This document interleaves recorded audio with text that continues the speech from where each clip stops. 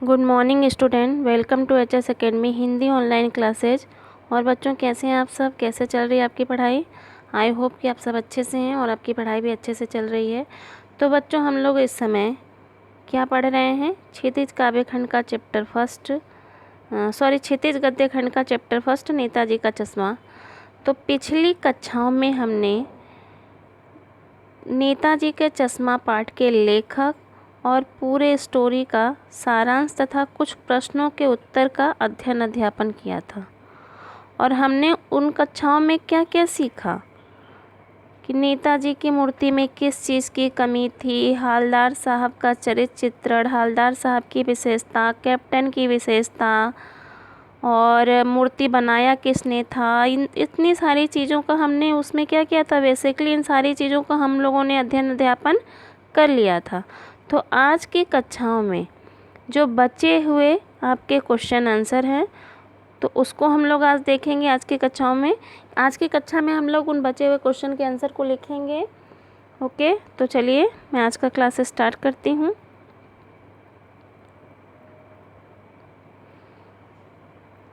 Five question का answer मैंने आपको करा दिया था, ये 6 है। हालदार साहब जिस कस्बे से गुजरते थे वह कस्बा कैसा था? क्वेश्चन आपका क्या है? हालदार साहब जिस कस्बे से गुजरते थे वह कस्बा कैसा था। तो मैंने आपको बताया था कि कस्बा कैसा था। क्लास जब मैं स्टार्ट की थी, इस चैप्टर की स्टोरी में आपको पढ़ा रही थी, तो उसी समय मैंने पूरा का पूरा कस्बे का वर्णन किया था। तो ये केवल आपका एक क्वेश्चन आंसर है। अगर आप उस चीज़ को अच्छे से समझ जाते हो तो ज़रूरी नहीं है कि चीज़ें आपको लर्न करनी पड़े। एक बार दो बार अगर आप इस चीज़ को लिख भी लेते हो, एक बार दो बार इसको समझ लेते हो, तो क्वेश्चन आंसर जो होते हैं वो अपने आप हम कर लेते हैं। उनको रटने की ज़रूरत नहीं हमें पड़ती है। क्लियर? तो उस वीडियो को भी एक बार आप लोग फिर से देखिएगा कि कस्बे का वर्णन कैसा था। चलिए हम लोग आज यहाँ पे देख लेते हैं कि वह कस्बा कैसा था जिससे हालदार साहब हमेशा अपने काम के सिलसिले से होकर के गुजरते हुए क्या करते थे? जाते थे। ओके, तो देखिए, हालदार साहब जिस कस्बे से गुजरते थे वह कस्बा बहुत बड़ा न होकर एक छोटा सा कस्बा था। इस कस्बे में एक लड़कों के लिए और एक लड़कियों के लिए स्कूल था, एक सीमेंट का छोटा सा कारखाना था, 2 ओपन एयर सिनेमा घर, एक नगर पालिका और एक छोटा सा बाजार था। और इसी बाजार के मुख्य चौराहे पर किसकी मूर्ति बनी हुई थी? सुभाष चंद्र बोस की मूर्ति बनी हुई थी। क्या क्या चीज़ें हमने आपको बताया, क्या क्या बना हुआ है इसमें, कस्बे में क्या क्या है। एक कस्बा कैसा है? एक छोटा सा कस्बा है। कैसा है? एक छोटा सा कस्बा है।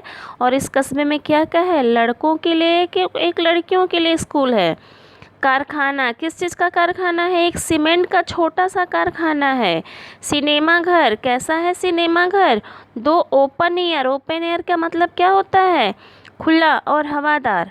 और नगर पालिका, एक क्या है? एक नगर पालिका। और एक छोटा सा बाजार। और उस बाजार में किसकी मूर्ति बनी हुई है? तो उस बाजार, मुख्य बाजार के चौराहे पर किसकी मूर्ति बनी हुई है? सुभाष चंद्र बोस की मूर्ति बनी हुई है। तो क्लियर हो गया, ये हो गया आपका कस्बे का वर्णन। किस कस्बे का वर्णन? जिस कस्बे से हालदार साहब गुजरते हुए अपने काम के सिलसिले में जाते थे। क्लियर? चलिए अब क्वेश्चन नंबर 7 देख लेते हैं। नेताजी की मूर्ति में किस चीज़ की कमी थी और क्यों थी? देखिए, ये जो आपका क्वेश्चन है ये बहुत ही इम्पॉर्टेंट क्वेश्चन है। लगभग ईयर ये आपके एग्ज़ाम में आया है। लगभग कोई ऐसा ईयर नहीं है, एक आध छोड़ करके कोई ऐसा नहीं है जिसमें ये क्वेश्चन ना पूछा हो।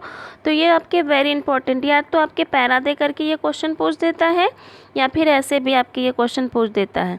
नेताजी की मूर्ति में किस चीज़ की कमी थी और क्यों थी? तो पिछले क्लास में जो मैंने स्टोरी बताई थी उसमें मैंने ये भी आपको एक्सप्लेन किया हुआ है कि नेताजी की मूर्ति में किस चीज़ की कमी थी और क्यों थी कमी। क्लियर? अब फिर से यहाँ देख लीजिए, नेताजी की मूर्ति में पत्थर के बने हुए चश्मे की कमी थी। देखिए चश्मे की कमी नहीं थी क्योंकि रियल चश्मा उसमें लगा हुआ था। किस चीज़ की कमी थी? पत्थर के बने हुए चश्मे की कमी थी। और इस कमी के कई कारण हो सकते हैं। क्योंकि हो सकते हैं मतलब क्या है, यहाँ पे केवल अनुमान है कि इस जो मूर्ति में पत्थर के चश्मे की कमी थी तो उसके कई कारण हो सकते हैं। एक अनुमान लगाया गया है। कौन कौन सा कारण हो सकता है? तो मूर्तिकार ने चश्मा बनाया होगा लेकिन चश्मा टूट गया होगा। हो सकता है ये कारण ना कि मूर्तिकार ने चश्मा बनाया होगा लेकिन चश्मा टूट गया होगा। या फिर मूर्ति के लिए जो चश्मा बनाना था उसके लिए कोई पारदर्शी पत्थर नहीं मिला होगा। या फिर मूर्तिकार को चश्मा बनाना नहीं आया होगा। या फिर उसने चश्मा बनाया होगा लेकिन वह चश्मा फिट नहीं बैठा होगा। तो ये एक अनुमान है कि कई कारण हो सकते हैं। पारदर्शी पत्थर के न मिलने से चश्मा नहीं बनाया गया होगा, टूट गया होगा, समय कम था फिर दोबारा नहीं बन पाया। मूर्तिकार चश्मा बनाना भूल गया जल्दी जल्दी में। या फिर चश्मा बनाया होगा मूर्तिकार ने किंतु वह चश्मा मूर्ति पर फिट नहीं आया होगा। तो ये क्या हो गया? मूर्ति में चश्मे की कमी का कारण हो गया। किस चीज़ की कमी थी मूर्ति पर? पत्थर के बने हुए चश्मे की कमी थी। और क्यों कमी थी, उसके पीछे क्या कारण था? तो उसके पीछे कई कारण थे। पारदर्शी पत्थर का न मिलना, चश्मा बनाया गया होगा लेकिन उसका टूट जाना, या फिर फिट न बैठना, या फिर मूर्तिकार का चश्मा बनाना भूल जाना। क्लियर? अब चलिए, आई होप कि आपको ये सारी चीज़ें समझ में आ गई होंगी। अब क्वेश्चन नंबर 8 देख लेते हैं। वो लंगड़ा क्या जाएगा फौज में, पागल है पागल।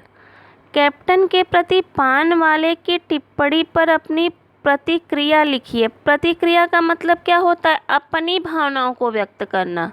प्रतिक्रिया मीन्स अपनी भावनाओं को व्यक्त करना। ठीक है, तो ज़रूरी नहीं है कि जो यहाँ दिया जा रहा है आप चैप्टर पढ़ने के बाद अपने हिसाब से भी अपनी प्रतिक्रिया व्यक्त कर सकते हो, अपनी प्रतिक्रिया बता सकते हो। देखिए ये जो क्वेश्चन है तो मैंने आपको बताया था कि जब हालदार साहब पान खाने के लिए रुकते थे, मूर्ति पर चश्मा देखते थे, तो पहले तो वो चश्मे के लिए उनके अंदर जिज्ञासा उत्पन्न हुई कि मूर्ति तो पत्थर की है और चश्मा रियल लगा है तो कौन लगाता है। उसके बाद उनकी क्या जिज्ञासा हुई कि ये जानने के लिए कि यह कौन बदलता है। जब उनका नाम उन्होंने कैप्टन सुना तो उन्हें लगा कि यह कैप्टन क्या हो सकता है, कोई फौजी हो सकता है। तो यही चीज़ उन्होंने पूछा कि क्या वह कोई फौजी है या कोई स्वतंत्रता सेनानी है। किससे पूछा? पान वाले से। तो पान वाला यहाँ क्या करता है?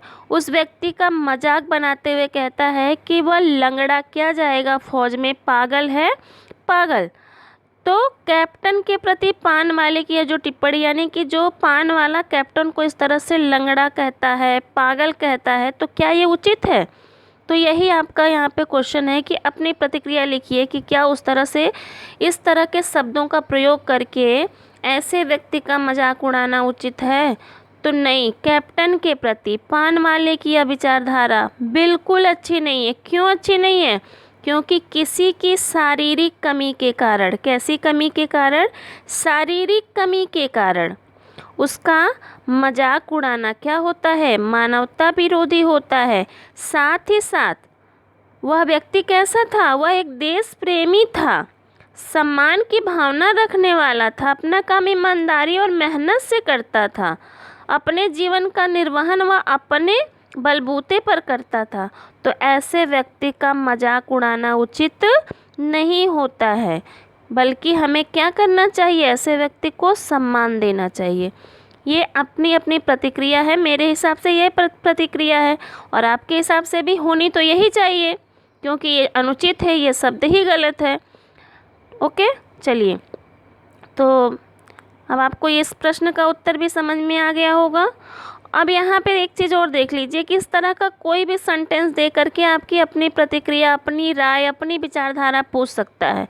तो आप स्वतंत्र हो अपनी राय, अपनी विचारधारा को व्यक्त करने के लिए। लेकिन स्वतंत्रता का मतलब ये नहीं है कि आप गलत विचारधारा दोगे, उचित विचारधारा का ही प्रयोग करोगे, क्योंकि विचारधारा देने का मतलब होता है कि वह तर्कपूर्ण हो, निरर्थक नहीं होने चाहिए। क्लियर?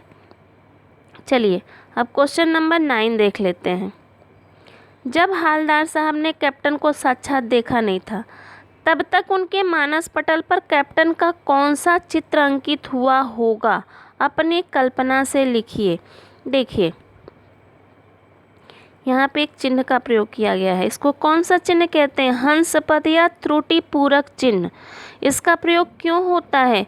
जब बीच में कोई शब्द छूट जाता है तो इस चिन्ह का प्रयोग करके उस छूटे हुए शब्द को हम ऊपर या नीचे लिख सकते हैं। हमारा भी यहाँ यह शब्द छूट गया था तो हमने यहाँ नीचे लिख दिया है। तो ये सारी चीज़ें भी आप बेसिकली जानते रहिए। ओके, चलिए, तो अब इस प्रश्न का उत्तर हम लोग देख लेते हैं।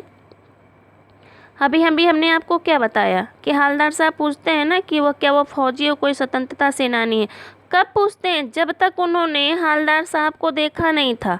तो जब देखा नहीं था तो फौजी और स्वतंत्रता सेनानी की विचारधारा जब उनके मन में आई है तो कोई ना कोई उसका चित्र भी तो उनके सामने अंकित हुआ होगा ना। कल ही हमने आपको पानवाले का रेखा चित्र समझाया था, यानी कि उसकी एक आकृति हमारे सामने आती है। तो वैसे ही कैप्टन का भी एक चित्र, कैप्टन की भी एक आकृति किसके सामने आई होगी?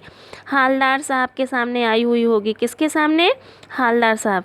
तो जब तक हालदार साहब ने कैप्टन को देखिए, कैप्टन नाम सुनने से ही क्या, किसी भी मतलब जो खेल होता है उस खेल दल का जो नायक होता है उसको की भी कैप्टन कहते हैं। जो सेना का नायक होता है, प्रधान होता है, उसको भी कैप्टन कहते हैं। जो जहाज़ का प्रधान होता है, संचालक होता है, उसको भी कैप्टन कहते हैं। तो इस तरह के शब्द से ही हमारे सामने जो एक चित्र उपस्थित होता है वो कैसा होता है? तो एक लंबे चौड़े व्यक्ति का चित्र हमारी आंखों के सामने आ जाता है। तो यहाँ पे भी अपनी कल्पना से आपको लिखना, अपनी कल्पना से बताना है कि जब तक हालदार साहब ने नहीं देखा था तो उनके मानस पटल पर कैप्टन का कौन सा चित्र अंकित हुआ होगा। तो कौन सा चित्र अंकित हुआ होगा? एक लंबे चौड़े सम्मानित व्यक्ति का ही चित्र अंकित हुआ होगा ना, जो एक स्वतंत्रता सेनानी या फौजी हो सकता है, यही अंकित हुआ होगा। क्लियर? तो इस प्रश्न का उत्तर भी अब आपको समझ में आ गया होगा। अब अगला प्रश्न देखिए, और लास्ट प्रश्न है ये आपका। देखिए, भाई खूब क्या आइडिया है? इस वाक्य के आधार पर बताइए कि एक भाषा में दूसरी भाषा के आ जाने से क्या लाभ होता है। देखिए, ये भाई खूब क्या आइडिया, ये सेंटेंस कब का है?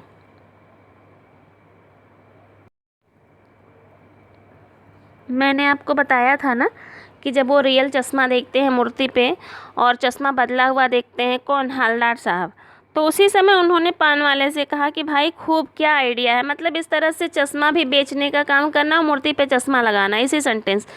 तो ये पूछा गया है, ये हमारी हिंदी भाषा का शब्द नहीं है, आइडिया आपके इंग्लिश भाषा का शब्द है, खूब आपके ये भी आपके अलग भाषा का शब्द हो गया। तो ये क्या हो गया? एक भाषा में दूसरी भाषा के आने से, ठीक, क्या लाभ होता है? क्या लाभ होता है? एक भाषा में दूसरी भाषा के आने से यह लाभ होता है कि हमें किसकी जानकारी मिलती है? अपनी भाषा के साथ साथ अन्य भाषा और उनकी बोलियों को जानने का अवसर मिलता है। किसको? अपनी भाषा और दूसरी अपनी भाषा के साथ साथ अन्य भाषाओं को जानने का अवसर मिलता है, उन भाषाओं की बोलियों को जानने का अवसर मिलता है, तथा हमारे शब्द संपदा में भी क्या होती है? वृद्धि होती है। ये सब क्या है? एक भाषा का दूसरी भाषा में आने का लाभ है। यानी एक भाषा में हम कई भाषाओं का प्रयोग करते हैं। आपकी हिंदी में अरबी, उर्दू, फारसी, तत्सम, अंग्रेजी, कई शब्दों का प्रयोग होता है। शब्द अगर शब्द पढ़े होंगे, शब्द के भेद, तत्सम शब्द है, देशज शब्द है, विदेशी शब्द है। तो ये सब क्या है? कई भाषाओं के शब्द हैं ना, जिनका प्रयोग हम किस में करते हैं? हिंदी भाषा में करते हैं। तो कई भाषा यानी कि दूसरी भाषा का जब हमारी अपनी भाषा में प्रयोग होता है तो हमें पता चलता है कि ये अरबी का शब्द है, ये फारसी का शब्द है, ये उर्दू का। तो इससे हमें अन्य भाषाओं की बोलियों का भी ज्ञान होता है और हमारी जो संपदा होती है उसमें भी क्या होती है? वृद्धि होती है। तो आई होप कि अब आपको इस चैप्टर के सारे प्रश्न और उसके उत्तर अच्छे से समझ में आ गए होंगे। अब इन सभी प्रश्नों के उत्तर अपने नोटबुक में लिख लीजिएगा और लिख करके उसको याद करते रहिए। ओके बच्चों, और अगर किसी को किसी भी प्रकार की कोई दुविधा, दिक्कत या परेशानी होती है तो वो हमसे पूछ सकता है। होनी नहीं चाहिए, क्योंकि हमने एक भी चीज़ आपका छोड़ा नहीं है, सारा का सारा चीज़ आपको बता दिया है। कोई भी चीज़ इसमें से ऐसा नहीं है कि आपको समझ में ना आए। बस अब आपको मेहनत आपको करनी है। अब आपको इन सारी चीज़ों को समझना भी है, लिखना भी है, उसको लर्न भी करना है। और फिर से मैं आपको बता दूं, ये चैप्टर बहुत ही इम्पॉर्टेंट है। कोई ऐसा ईयर नहीं है जिसमें इस चैप्टर से क्वेश्चन नहीं आया हो। तो इस चैप्टर को आप अच्छे से पढ़ लीजिएगा और ये सारी की सारी चीज़ें आप अपनी कॉपी में नोट कर लीजिएगा। अब इससे ज़्यादा इस चैप्टर से और कोई क्वेश्चन नहीं बन सकता है। जितना क्वेश्चन बन सकता था सारा का सारा ही हमने आपको करा दिया है। चलिए फिर नेक्स्ट चैप्टर के साथ मैं फिर आपसे मिलूँगी। तब तक के लिए जय हिंद, जय भारत।